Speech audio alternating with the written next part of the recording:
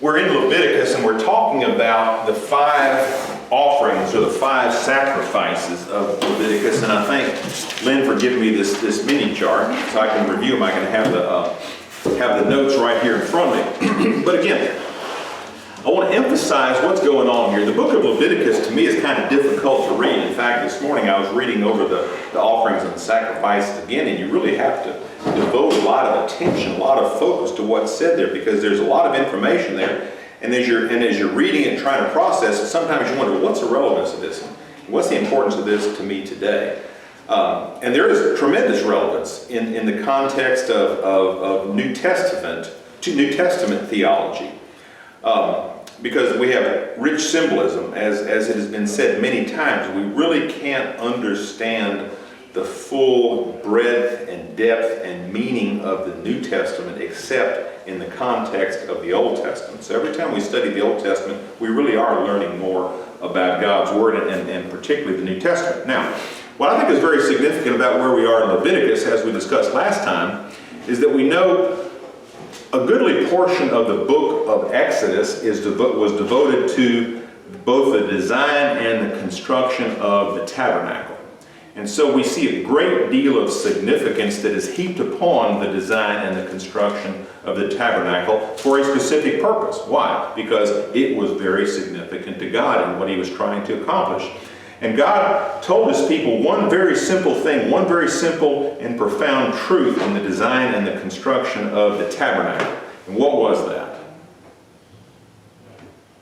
Why did God design the tabernacle? Why did He tell the people to build it? What was God's plan there? What did God want to do? To meet with them. He wanted to meet with them. God made it very clear that you are my people, I am your God, and I want to dwell in your midst. I want to have communion with you. And so He starts off, of course, in the very beginning, but specifically in the book of Exodus, He says, this is how I'm going to dwell among you, and this is how I'm going to have communion with you and a relationship with you. And He says, we're going to do it on my terms. You don't get to define the terms of our meeting. You don't get to define the terms of how you please me. I'm going to lay down the rules, and it's up to you to do what? To be obedient, to obey, and to do exactly what I tell you. So, these days we have a tendency, I can't tell you, for decades, anytime a preacher would teach a sermon on the tabernacle, or whenever a Sunday school teacher would teach a lesson on the tabernacle, my eyes would kind of glaze over. I think that's irrelevant. That's all Old Testament stuff. I don't really need to know that. Well, guess what? We really do. We really needed to understand all this. God devoted a huge portion of His Word to the design and the construction of the tabernacle. He wants us to know about it. Same way with these offerings, even though they seem to be difficult to comprehend, to wrap our minds around. Sometimes we question the relevance of them. They are all very relevant, and we have something to learn in the present day about our relationship with God through coming to an understanding of these 5 offerings that are described in such great detail. Now, last time we discussed 2 of the offerings. One was called the whole burnt offering. The second was called the grain offering. In some translations called the meat offering, which is really probably more like a meal offering. We'll talk about that later on. So the burnt offering, the grain offering, we're going to review those a little bit today, but then we're going to go on to the other 3. The third offering is called the fellowship or the peace offering. The fourth is called the sin offering, and the fifth is called the guilt offering. Now, by way of review, in chapter 1, we have the introduction of the burnt offering. And what does it say? Let me just read very quickly. It says, Then the Lord called to Moses and spoke to him from the tent of meeting, saying, Speak to the sons of Israel and say to them, When any man of you brings an offering to the Lord, you shall bring your offering of animals from the herd or the flock. If his offering is a burnt offering from the herd, he shall offer it a male without defect. He shall offer it at the doorway of the tent of meeting, that he may be accepted before the Lord. He shall lay his hands on the head of the burnt offering, that it may be accepted to him, to make atonement on his behalf. Then he shall slay the animal, and then there's a description of what happens to the blood sprinkled around the altar, right? And then the animal itself is cut up, put on the altar, and the entirety of it is burned after a certain amount of cleansing of the entrails. All right, so that was the whole burnt offering, and it is described in verse 9 of chapter 1 as a soothing aroma to the Lord. In some translations it says it is a sweet savor. It's interesting as we go through here to see how some of these offerings are described as bringing about a sweet savor or a soothing aroma to the Lord, but some of them aren't. So in your review time, I want you to look at that. We're going to talk about that. Okay, the next one is the grain offering. And as we discussed before, typically the whole burnt offering and the grain offering are brought at the same time. And it's said by some writers, and I tend to agree, that the bringing of these two together represents both the sacrificial death of Christ as well as his life. What are the components of the grain offering? What must it have and what must it not have? I bring this up because these are going to be on the final exam. So when you bring a grain offering, what does it consist of? Fine flour. Fine flour, finely ground flour, and what else? Oil, and then what else? Incense. And incense, the frankincense in particular. So we have the purely ground white flour, we have the oil, we have the frankincense. And then what else is to be added to that? And in fact, what is to be added to all the sacrifices? Salt. Salt. It is said the salt is representative of the covenant, but it said salt is to be added to it. What are the two things that cannot be a part of the grain offering? Yeast or leaven. Honey. And honey. And we talked about those last time. This is to be unleavened bread. It is not to have any leaven or yeast in it. What does that represent? What does yeast typically represent in the scriptures? Sin. That's exactly right. And it's a pretty good representation too, because I don't understand the leavening process, but this yeast, it presents some sort of a corruption or a decay, and so it makes a pretty good representation of it. And then we also discussed the fact that the grain offering is not to have any honey added to it. And that's a little bit strange, but what's your thought about why God commands that the grain offering shall not have any honey added to it? What does the honey represent? Why does anybody eat honey? Artificial sweetness? Yeah, artificial sweetener. That's a pretty good point. We don't think of honey as being an artificial sweetener, but I think God does. And so I think the reason why honey is a prohibited ingredient of the grain offering is because the offering should be sweet unto itself. That is, nothing needs to be added to the sacrifice or to the life of Christ, if you will, to make it or make him any sweeter than he already is. I mean, as I said last time, I add honey to my coffee. I don't use artificial sweeteners, but the honey is an artificial sweetener because it is really changing the coffee. You drink coffee without a sweetener, it can be kind of bitter. Some people don't like it that way. But when you add the honey, you're basically polluting, if you will, the coffee. And so the idea is that with this grain offering, that's not necessary at all. It also says of the grain offering in verse 9 that it shall be burnt and it shall produce the soothing aroma or the sweet savor to the Lord. Okay? So we have those two. Those are the first two offerings. And it's interesting, I think, that with regard to the first two offerings, there is no mention of any sin associated with it, whereas when we get into the fourth and fifth offerings, there is some sin associated with that. Basically says if you commit a certain type of sin or if you come to know of an unintentional sin, you shall do this. Why do you think that there's no sin specifically associated with the first two offerings? I think those are essential things that you're going to have to survive. Mm-hmm. And if you know you're going to have to partake of them, I don't see a need to make an issue of sin, of it being sinful to eat. Yeah. Of course, in my case, I overeat. Now, I guess I can be a little sinful. Yeah. Yeah. Now, of course, of these first two things, the person who's bringing the offering up doesn't actually get to partake of it. Not the first one or the second one. In the third one, he does. But we're going to see later on that there's a distinction between all these offerings, because of the first two offerings, the whole burnt offering, everything is burnt up. The second offering, the meal offering, the priest gets a portion of it which the priest eats, okay? But the offeror, the one who brings the offering, doesn't partake of it. In the third one that we talk about, there is a partaking of the offering by the one who brings it. But again, we're going to see that the first two offerings don't specifically reference sin while the others do. And I think there's an important reason for that. Wait, Excuse me. Yes, go ahead. Go ahead.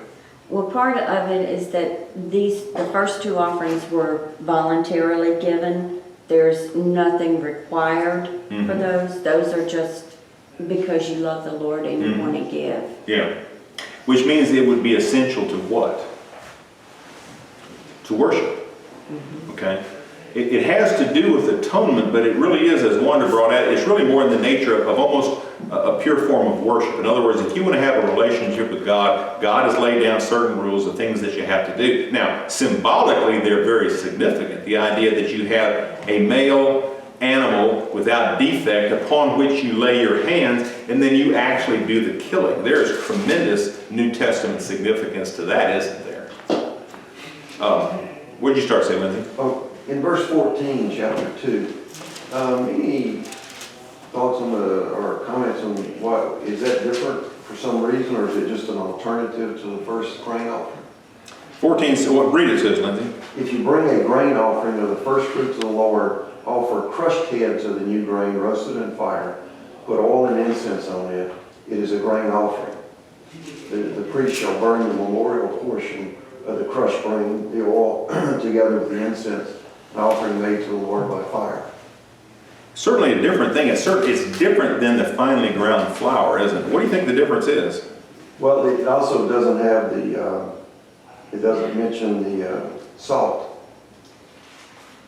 It doesn't mention salt specifically, but in verse 13 it says, even though salt may not be mentioned, you're supposed to bring salt with every one of your offerings. It says, with all your offerings. The end of verse 13 says, with all your offerings you shall offer salt.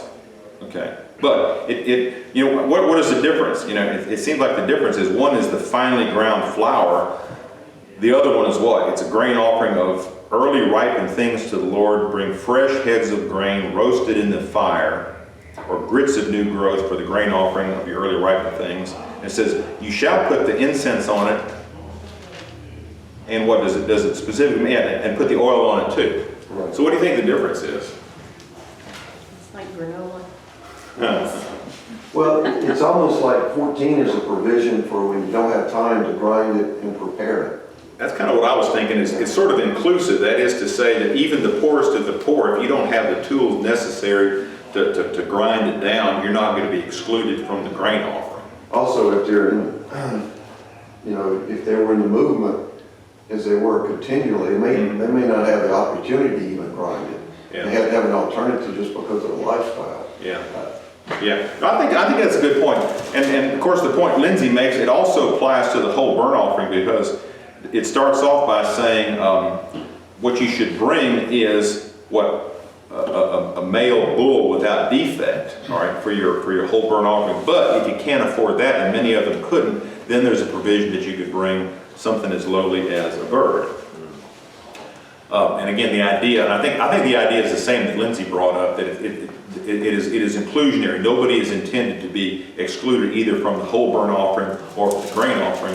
And therefore, either if you were in a hurry or if you didn't have the means to finally grind the flour, you could bring the heads and they could be roasted, they could be prepared a certain way. So, Which is the same for us today.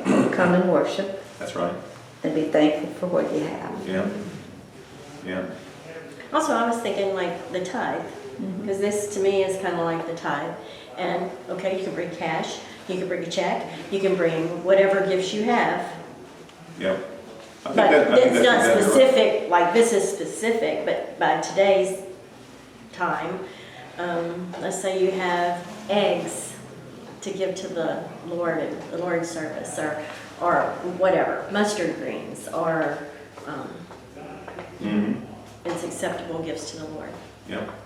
Or stocks and bonds and whatever, I don't know. Right. I think that's a good point. God says He gives His commands. Again, we don't understand the fullness of His commands, why He designed the tabernacle the way He did, why He said it shall be constructed of gold and silver and all these things. We don't understand all that, but we know His purpose is. Same way with these offerings. It's kind of difficult sometimes to understand the full depth of it, but He gave details, and it does seem that He wants to include everybody. When He says, do this, bring the whole burnt offering, He wants everybody to be included. When He says bring the grain offering, He wants everybody to be included.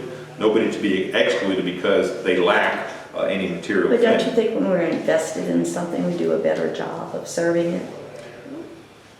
Absolutely. And so if I had to drive many of those stakes around to put up that thing, I'm gonna be there because There you go. those are my stakes I put in, you know, or whatever. So I think the Lord wants us to be invested in what he does, to be part of it. Yep. Like wiping the tables down this Yep. morning, Good point. or whatever. That's Yep. it. There you Or go. hauling tables or chairs and Yep. whatever. Okay, chapter 3. This is referred to as, sometimes as the peace offering or the fellowship offering. Does anybody have a different description of it in chapter 3? Okay, Tommy, you want to start reading there in chapter 3? I'll pass. You can pass? Lon, you want to read for us? If your offering is a fellowship offering, and you offer an animal from the herd, whether male or female, you are to present before the Lord an animal without defect. Paul's right there. All right, so we have this offering is different from the whole burnt offering in what respect? Can offer female. It can be a male or a female, that's right. It's supposed to be without defect, but you have the option here. All right, read on. You are to lay your hand on the head of your offering and slaughter it at the entrance to the tent of the meeting. Then Aaron's sons, the priests, shall splash blood against the sides of the altar.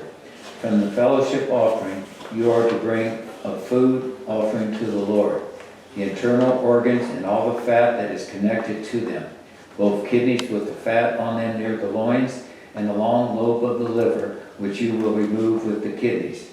Then Aaron's sons are to burn it on the altar on the top of the burnt offering that is lying on the burning wood. It is a food offering, an aroma pleasing to the Lord. Pause right there. Okay, once again, just like the other two, this offering is said to be a soothing aroma. Now, one of the things that Lon brought up here is that this offering, this peace offering, or this fellowship offering, part of it is going to be used as a communal meal. And that's one of the things that makes it different, because it is in the nature of a celebration, if you will. People are sitting down and they're partaking of a meal, which I think is very symbolic, that we'll talk about before we leave chapter 3. Let's get the rest of the details. Before you go on, I think it's so interesting that in each one, we all know how meat smells when it's burning, and it smells horrible, and but it's a pleasing aroma to God, and so it's like the act makes the aroma so good, you know, that you're obeying Him. Yeah. But each time they've said, and it was a pleasing aroma to the Lord, I'm like, oh my gosh, that stinks. Burning kidneys. Ooh. Yeah. Can't imagine that would smell good. Yeah, but you gotta remember, this is in an open area. Yeah. Oh, it's- And they threw it right into the Yes, fire, and yes. that's not gonna last long. You're gonna get a whiff of it, Yeah, and the wind will carry it away. yeah. Well, hopefully it would anyway, huh? Well, down to your neighbor. Before anybody reports to the EPA. But no, what Kathy said is exactly what made the aroma soothing, as distasteful as it may have been to the human nostril. What was a pleasing aroma to the Lord is the obedient aspect of it. That these people came with pure hearts, and they were doing their very best to obey exactly what God told them to do. And anytime we do that, you know, whether it's bringing any kind of a sacrifice and offering, whatever we do, if and when we are doing our very best to obey what God has told us, that is a soothing aroma to the Lord. That is something that's very pleasing to Him, even though it may stink to other people. I love the smell of backstrap pan has when you cooks it for deer. Now that smells good. Well, the smell of sizzling fat smells pretty good for a while, doesn't it? It just when it gets to the point that it goes up in smoke, that sometimes it can get a little bit overpowering or overwhelming. Okay, where do we leave off? 6. 6. Lynn, you pick up there? If he offers an animal from the flock as a fellowship offering to the Lord, he is to offer a male or female without defect. If he offers a lamb, he is to present it before the Lord. He is to lay his hand on the head of his offering and slaughter it in front of the tent of meeting. Then Aaron's son shall sprinkle its blood against the altar on all sides. Pause right there again. Again, there's such tremendous significance here in the idea of the laying of the hands on the head. Okay? That has been repeated several times, and it will be repeated. What is the significance of that?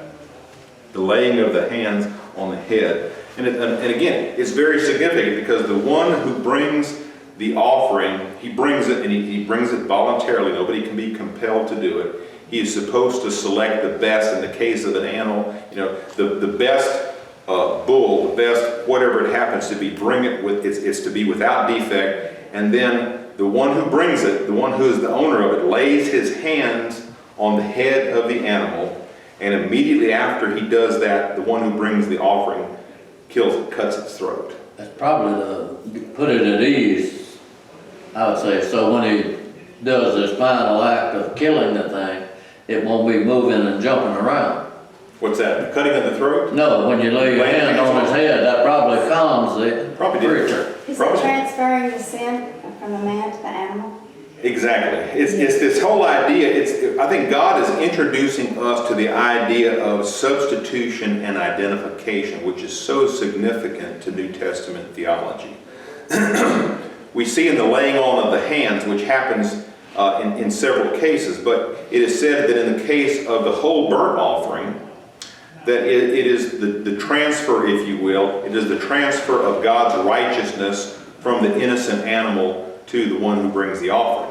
And that could be likened, if you will, to, remember the first time that God made his covenant with Abraham? It is said, in, I think it's in Genesis chapter 15, verse 6, it says, "And Abraham believed God, and it was reckoned to him as righteousness." So after that encounter that Abraham had with God, Abraham had something more than he had before. He had this thing that's called righteousness. And how did he get that righteousness? Not because of his work, anything that he did. It was simply because he believed, he trusted God, and therefore God added righteousness to his account. This reckoning is an accountant's term. It says Abraham believed God, and therefore it was reckoned to him, it was allocated to him, it was accounted to him as righteousness. So he became righteous as a result of what? Believing God.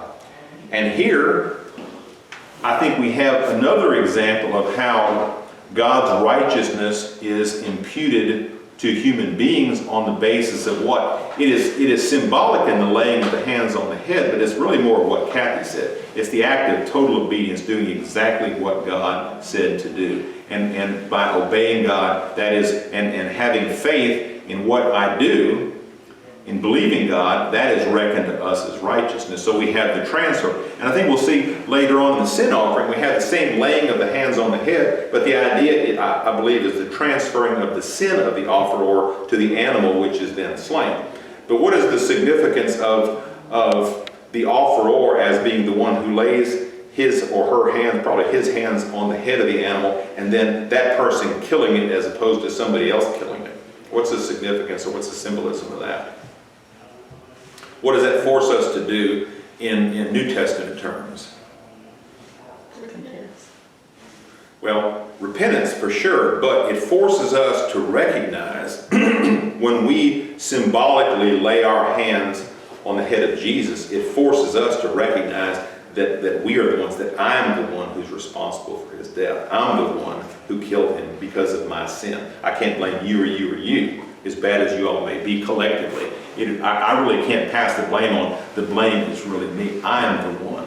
Because of my sin, I'm responsible for the death of Christ. If I had been the only one in the world who ever sinned, Jesus still would have come. See? And so that's one thing that we should not miss out here, that the transfer, the substitution and the identification, that the laying on of hands is a transference of sin and righteousness, if you will. And then the killing of the animal, again, is the recognition that we are all personally responsible for our sin, and that Christ came to save us, and that we are the ones who are responsible for his death. All right, any other comments about that? All right, Lynn, read on if you will. I think you're at verse 9. From the fellowship offering, he is to bring a sacrifice made to the Lord by fire. Its fat, the entire fat tail cut off close to the backbone. All the fat that covers the inner parts is connected to them. Both kidneys with the fat on them near the loins, and the covering of the liver, which he will remove with the kidneys. The priest shall burn them on the altar as food, an offering made to the Lord by fire. So you see in verse 11 there, this is again reminding us that this is being offered up. It says burnt, it's being cooked as food because they're actually going to have like a fellowship meal out of this. Lindsay, pick up at verse 12 if you don't mind. If his offering is a goat, he is to present it before the Lord. He is to lay his hand on its heads, slaughter it in front of the tent of the meetings. Then Aaron's sons shall sprinkle its blood against the altar on all sides. From what he offers, he is to make this offering to the Lord by fire. All the fat that covers the inner parts is connected to them, both the kidneys and the fat on them near the loins, and the covering of the liver, which he will remove with the kidneys. The priest shall burn them on the altar as food, an offering made by fire, a pleasing aroma. All of the fat is the Lord's. This is a lasting ordinance for the generations to come. Wherever you live, you must not eat any fat or any blood. All right, pause right there. That last sentence kind of grabs you, doesn't it? It says, "It is a perpetual statute throughout your generations in all your dwellings. You shall not eat any fat or any blood." We see here that the blood is always drained away.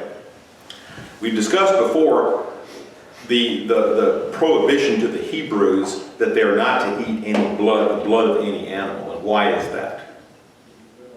The life is in the blood. That's right. Later on we'll learn that God says you're not to eat any of the blood of any animal because what? The life is in the blood, and therefore if you eat the blood of any animal, you're basically taking unto yourself the life of that animal. And if you eat the blood of a cow or a pig or whatever that you would eat, you'd basically be lowering yourself. You would be degrading yourself below the human level. And as we know from the beginning that God created man in his own image, some of which was lost. But anyway, we are created as a higher level of being, and we're not to degrade ourselves by taking on the life of any animal. But then what is the prohibition here that's first introduced to the eating of any fat? It says, you shall not eat any fat. First off, what does fat represent? In the physical sense, what does it represent? Overeat.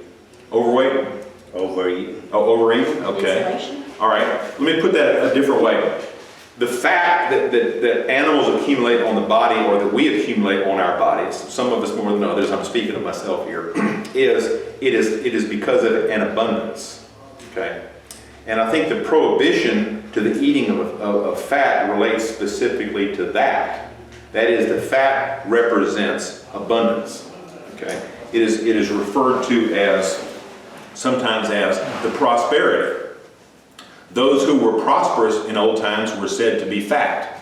Those who were very poor, just hardly getting along, they were the thin ones, okay? And back then, if you were thin as a rail, like a lot of these movie actors and actresses and models are these days, you would have thought to be very poor, and people would have looked upon you with a great amount of disgust. Whereas if you were poor, if you were fat, they said, oh, well, you're prosperous, you're wealthy, you're very healthy. So the idea here is that the fat represents prosperity or abundance. So then what is the prohibition to eating that fat?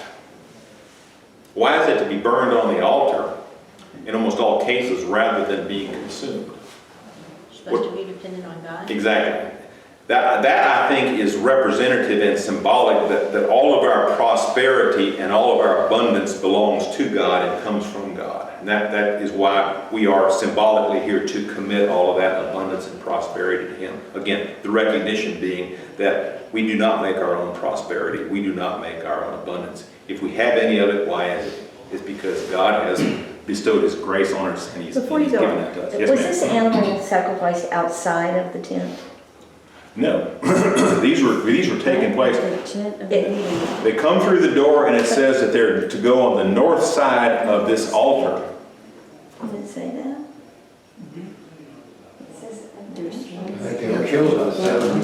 What's that? It's at the entrance of the tent Yeah, of meeting. they come to the tent of meetings. You can see here in some of them, it says specifically you're to take the animal. They're either to be killed at the entranceway or to taken to the north side of the altar of sacrifice, and that's where they're slain. And then the blood is sprinkled around here. In the case of the whole burnt offering, it goes in here. In the case of the grain offering, it goes in here. We're going to see later on in the case So of the is there sin a offering. stone up front there that they, you know how they had the big stone with the hole in it and the blood? Well, that was in the temple that they built They in didn't have Jerusalem. No, as you can see right here, all they have these temporary benches so they Okay. can move around. I don't know what they had over there. It just, they must have had some facility on the north side. And as I think, as Lindsay said last time, you know, he wishes he would have had the concession for the firewood. Because the fire in this altar never went out. It always was burning, I guess except in the case when they were moving it around. But it was always burning. And why was it always burning? I think because they were constantly bringing these sacrifices in. If you think 2 million people there and all of them needed to make atonement for their sins and worship God, I mean, this is a pretty busy place. You know, it took good people to slaughter those animals, because you take a average a beef bull would run between 400 and 600 pounds. Oh, yeah. It wasn't no easy thing to slaughter them cow or them animals and do that there. Can you imagine just hauling those parts of a big old bull and just putting it in there just continuously? What'd you start saying, Lindsay? The Old Testament and the New Testament are totally consistent Yes. in my mind. Okay, I don't understand it sometimes, but they're totally consistent. Yes. In the New Testament, it's very clear that once a person reaches the age of accountability, male or female, we're accountable to God for our actions, period. But we go through this,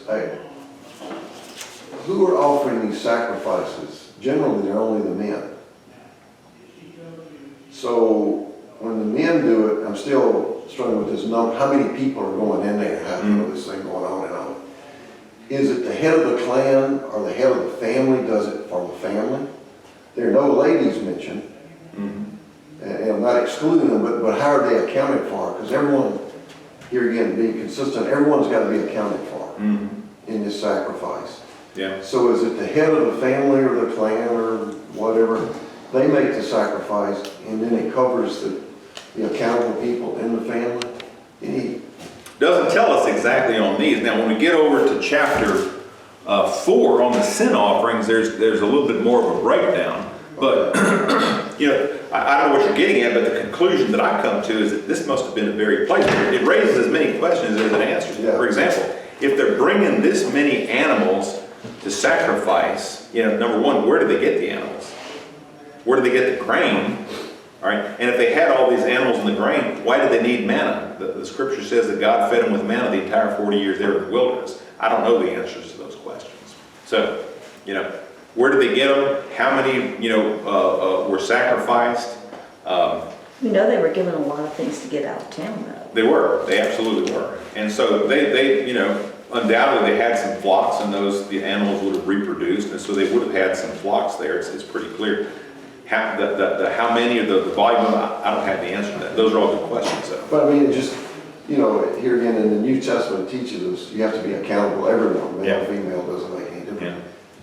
Yeah. And I'm just wondering, how do you make, I'm sure it fits, I just don't quite, can't make the... Well, yeah, we see in chapter 1, the law of the burnt offering, it says, when any man of you brings an offering to the Lord. And then in chapter 2, it says, now when anyone presents a grain offering, suggesting that anybody can, and anybody, in fact, everybody should. But wait a minute, were women allowed inside there? I don't think that. I don't either. I don't either. You know, the They certainly Jewish weren't allowed people, inside here. The Nobody. question is whether they were allowed here, and I don't think they I were. don't think so. the Jewish people, if they had a good dog or a good horse, they'd rather have that than a woman. I think And that's, that's the way they looked at it, and I'm sorry, lady. I'm glad we advanced past that stage. you know, Well, Jesus is the one that gave us. that's Gave right. us word. That's right. Before we leave the peace offering, and that's a good point, but before we leave the peace offering, understand this, that again, we have, these first three kind of go together, because first we have the whole burnt offering, which I think was a form of worship. We have the grain offering, and the burnt offering and the grain offering were done together, again, as a form of worship. And again, in New Testament terms, representing the death of Christ and the life of Christ. And then we have this fellowship or peace offering, which really is, I think it was intended to be more in the form of a celebration. In other words, you complete the first two offerings, and your worship is accepted, it's a soothing aroma before the Lord, that was a reason for a celebration, if you will, a gathering. Think of it almost in terms of a Thanksgiving meal. Everybody's sitting around saying, oh, we're so thankful that God has made a way for us to be in a right relationship with Him. So that's these first three, kind of think of it that way. The worship is conducted through the burnt offering and the grain offering, and then also through the fellowship and peace offering. But as a part of the fellowship and peace offering, there's this communal meal. Again, signifying, I think, reconciliation between God and man. It is something in the nature, almost an introduction, or like unto the Lord's Supper, which of course was a representation of the Passover meal. This is something, not the same thing, it's different, but it's kind of the same nature. A festival meal, if you will, a sharing of a meal with God and with the brothers. Okay, so next we move on to the sin offering.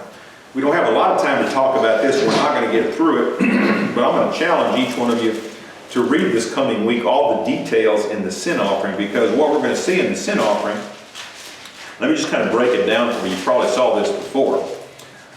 It starts off by saying in verse 3 that, well, let's start off with verses 1 and 2. Terry, read those two, and then I'm going to give you the breakdown. Chapter 4, verses 1 and 2. The Lord said to Moses, say to the Israelites, when anyone sins unintentionally and does what is forbidden in any of the Lord's commands,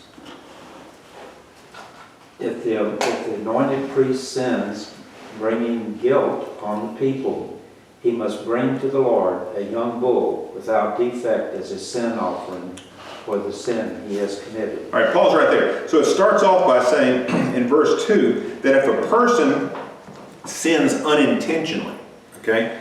And then we have several categories. First, it says in verse 2, if the sinner is an anointed priest, then there's a description of what has to be done. If you look down in verse 13, it says, if the whole congregation of Israel commits error, then there's certain things that need to be done.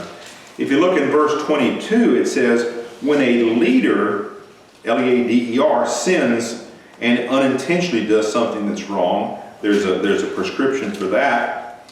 And then, getting down to verse 27, it says, now if any one of the common people sins unintentionally, all right? So, give me an example of unintentional sin. okay, an unintentional sin. Let's say the children of Israel are wandering around in the wilderness and somebody lost their calendar, and it just so happens that on the Sabbath day, they lost track of what the Sabbath day, they did some work, okay? Then if they violated the Sabbath, but they didn't realize it was the Sabbath day, that could be an unintentional sin, okay? Touchy. What's that? That's touchy, ain't it? Oh, yeah. Well, and the idea is, why would you have to atone for any unintentional sin? It seems to me that I should only be held accountable if I knew what the rule was and broke the rule.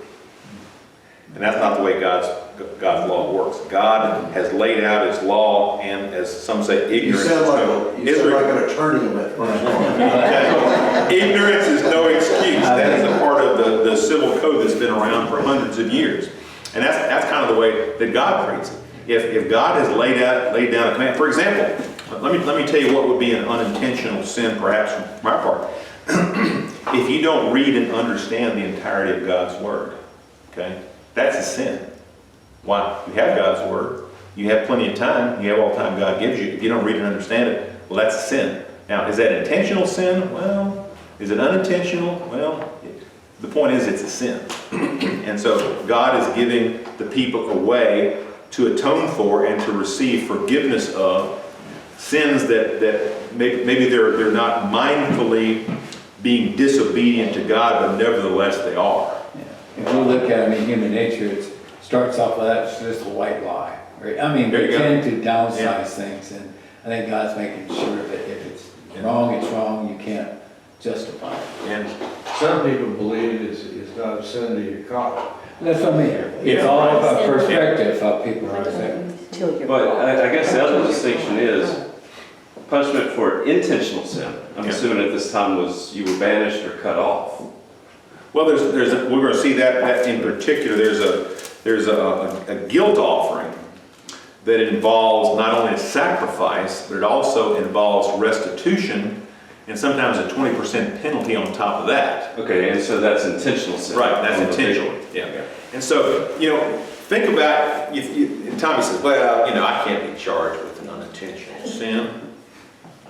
Well, yeah, you can. And here's the deal. What is it that we are supposed to be doing at all times? Praising the Lord. Praising the Lord, worshiping the Lord. We are supposed to be doing at all times what God has told us to do. Okay? We are to be serving Him and not ourselves. Right? How much time do we spend serving ourselves? Seeing about our own needs? 99%.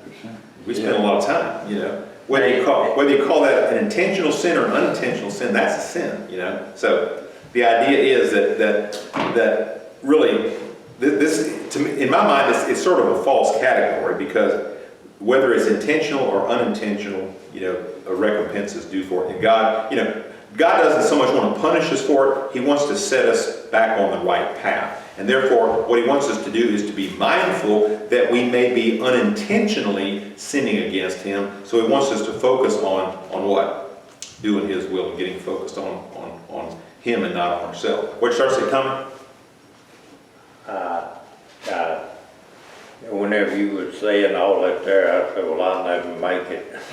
So you want to change your plea now? You don't want to work out a plea You bargain? better start buying some lambs and calves. But, and I guess for us today, that's also, that could give you the idea of, people will say, well, I'm a good person. Mm-hmm. You can be a good person. They focus on the big sins. Yeah. This is saying there are No one's good. the small sins count. That's exactly right. That's exactly right. But even the act of declaring I'm a good person is sinful, isn't it? Right? Because according to Scripture, who's a good person? Jesus. No one.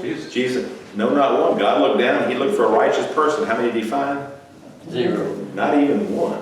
Not even one. So, we delude ourselves by saying, I'm a good person because I do this or I do that or I give this or I give that. No, God doesn't look at us that way, The question is asked, why do bad things happen to good people? Well, that's a trick question, because there are no good people. The question is, the better question is, why do good things happen to bad people, us? And the answer to that is God's grace, right? But, if any bad thing that's ever happened to me, I deserve it. Why? Because I'm not a good person. A good example, I've prayed many years for a certain prayer. Mm-hmm. God answered it. And they are there, and they are doing a wonderful job. But I can sure tell her that she's not doing, or think she's not doing some things wrong. And the Lord has had to pull me back around and say, you asked and I provided. Why are you even concerned with anything else but that I gave you what you asked for? Uh-huh. And so, to me, that's like an unintentional, but, going on in my head. So I think that we do that a lot. We ask for something, and then when the Lord gives it, we go, that manna wasn't exactly That's right. salted today, That's or had honey on it, but. Yeah. Is there a big sin and a big sin and a little sin? Well, according to some denominations, that's right. But I think in God's book, every sin disqualifies us from heaven. Every sin, whether it's whether we might call it a big sin or a little sin, whether it's something as egregious as murder, or something as we might say as insignificant as covetousness. Can I have a lot of little sins and get away and not get for a big one? No, not even one. No, sorry. Got a scale up there. Sorry. I mean, what you really need is you just really need redemption. That's what you need. Okay. Just like me. Just like all of us. We all need it, because none of us can make our own righteousness, our own merit. Jackie has declared time is up. All right, next time we're going to look at chapter 4 and hopefully finish 4 and 5 and 6, but we'll get to what we get to.